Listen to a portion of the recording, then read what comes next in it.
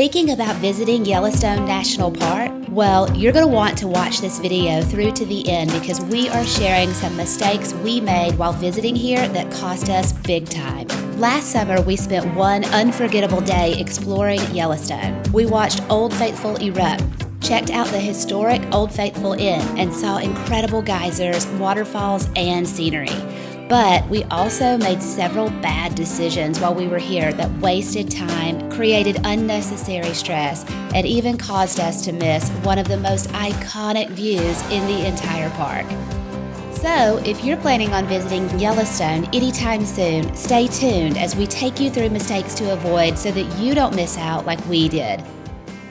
If you're new here, welcome. We're Dwayne and Kara, also known as the Roaming Richardsons. We're a travel vlogging couple who enjoy sharing our experiences so that others can travel better, travel often, and travel smarter. For more travel tips, ideas, and videos, be sure to click those like and subscribe buttons and follow us on social media as well. All right, let's get started. Dwayne and I live in Georgia, so we definitely wanted to fly and not drive to Yellowstone. There are two major airports that visitors can fly into. One is in Bozeman, Montana, and another is in Jackson, Wyoming. We knew we wanted to visit both Yellowstone and the Grand Tetons on this trip, so we chose the Jackson, Wyoming airport. This was not one of our mistakes. Even though flying into Jackson can be a bit pricey at times, it was probably the nicest and cleanest airport we have ever been to. Plus, you can see the Tetons from overhead as you are flying in. From here, we took the 2-hour drive to get into the heart of Yellowstone. Along the way, the Tetons are highly visible and there are numerous places to stop and take in the views if you'd like. But that leads me to mistake number 1.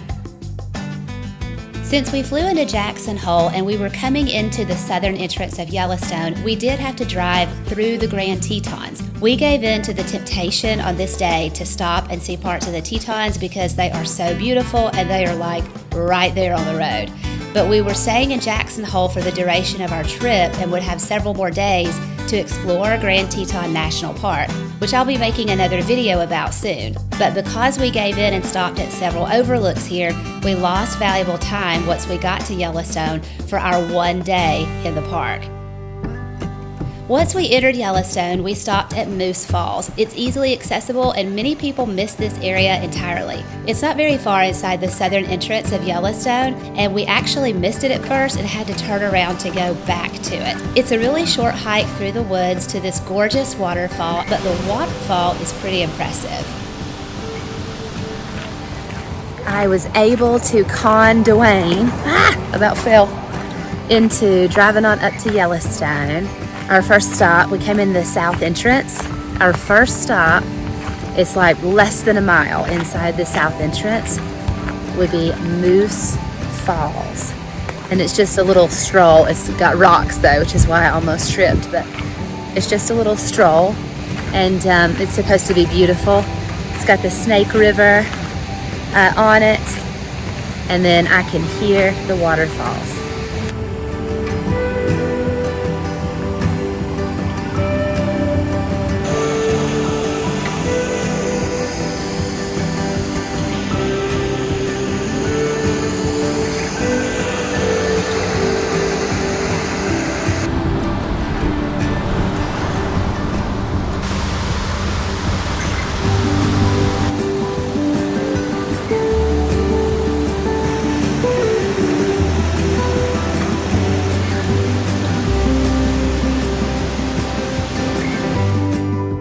Next, we drove for quite a while through lush evergreen forest, along rivers and creeks and lakes, and enjoyed this peaceful section of Yellowstone. The southern portion of this massive national park is very uncrowded, which we really liked, but we were headed to see the famous Old Faithful Geyser, which leads me to mistake number 2.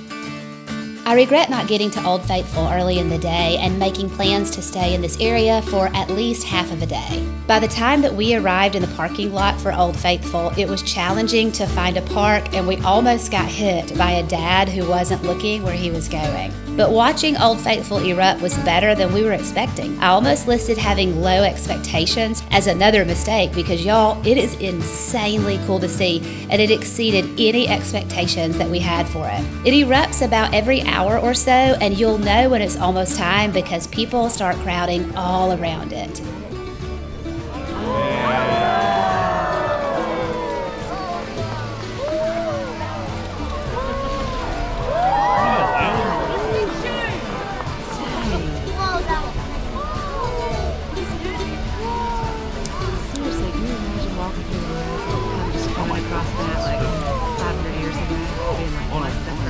Because we stopped several times to see the Tetons earlier in the day, we didn't give ourselves enough time to walk around the geyser trail that goes all around Old Faithful. There are actually multiple geysers in this area and even an observation point up on the hill to look down onto Old Faithful. From what we've heard, you can see about a dozen or more geysers if you do this little trail, and if I had this day to do over again, we would not have missed these varying viewpoints that surrounded Old Faithful.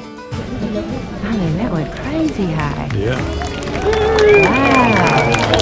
Wow. We did, however, walk from Old Faithful to the historic Old Faithful Inn. This fully operational hotel was built in 1903.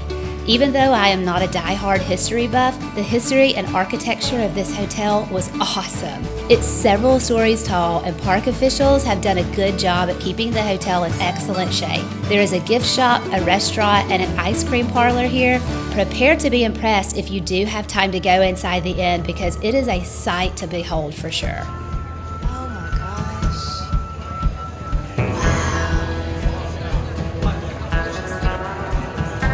This is a sight to behold, Dwayne.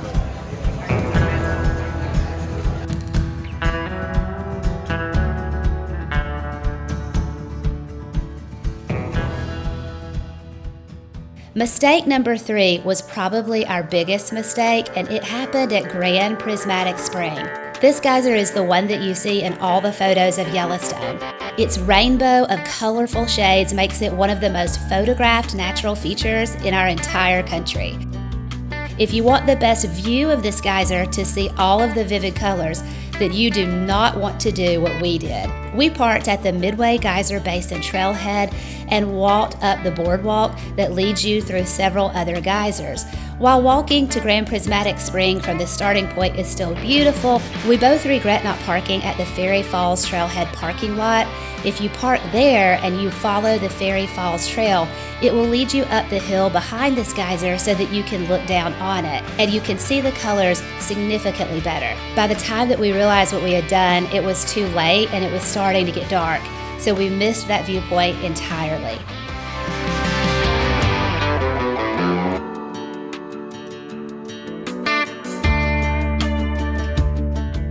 Our final mistake on this trip was actually planning to spend only one day in Yellowstone. Yellowstone is the oldest and one of the largest national parks in the entire U.S., spanning over 2.2 million acres. Because we only spent one day here, we missed out on getting to see Mammoth Hot Springs, Gibbon Falls, Roaring Mountain, the Grand Canyon of the Yellowstone, Inspiration Point, and much more. If we had it to do over again, I think we would have flown into Jackson, Wyoming, spent about 3 to 4 days in the Tetons, and then drove up to Yellowstone and spent at least 2 to 3 days there before flying back home out of Bozeman, Montana. I hope this video was helpful, and thank you so much for watching. Be sure to hit those like and subscribe buttons and check us out on social media as well. Until next time, God bless.